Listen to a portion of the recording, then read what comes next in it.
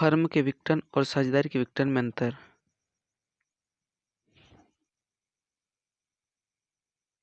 First point, संबंध विच्छेद। Firm के विघटन की दशा में सभी साझेदारों का एक दूसरे से संबंध विच्छेद हो जाता है। जब फर्म की समाप्ति होती है तब जो साझेदार के आपसी संबंध हैं वो एक दूसरे से टूट जाते हैं। साझेदारी का विघटन, सभी साझेदारों का संबंध विच्छेद नहीं होता है। जब साझेदारी का विघटन होता है, समाप्ति होती है, जब पार्टनरशिप टूटती है तब सभी साझेदारों का संबंध विच्छेद नहीं होता है। सभी साझेदारों का पार्टनरशिप संबंध विच्छेद नहीं टूटता है सभी साझेदारों का संबंध।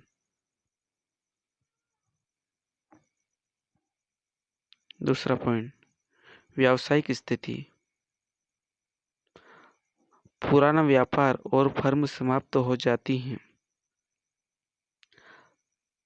फर्म का विघटन जब होता है तब पुराना व्यापार और फर्म समाप्त हो जाता है। पुराने नाम से व्यापार चालू रहता है। साझेदारी के विघटन पर फर्म है वो पुराने नाम से व्यापार चालू रहता है।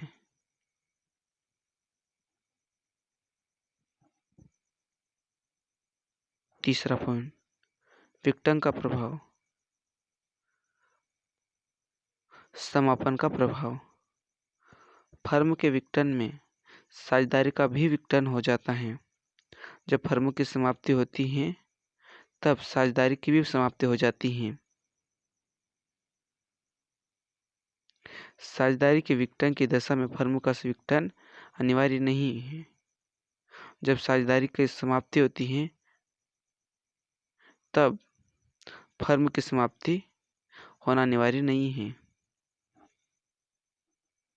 चौथा पॉइंट, फर्म के विघटन पर वसूली खाता खोला जाता है। जब फर्म का समापन होता है, जब फर्म का विघटन होता है तब वसूली खाता खोला जाता है। साझेदारी के विघटन पर पुनर्मूल्यांकन खाता खोला जाता है।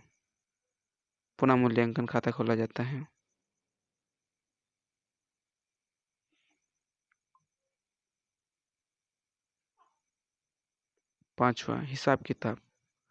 फर्म के विघटन की स्थिति में फर्म का हिसाब किताब अंतिम बार तैयार किया जाता है। जब फर्म की समाप्ति होती है उस वक्त ऐसी स्थिति में फर्म का जो हिसाब किताब होता है, लेखा जोखा होता है, वो अंतिम बार ही तैयार किया जाता है। साझेदारी के विघटन की दशा में जब साझेदारी की समाप्ति होती है तो साझेदारी के विघटन की दशा में साझेदार का हिसाब किताब अंतिम बार तैयार किया जाता है, किंतु फर्म का हिसाब किताब आगे भी चलता रहता है।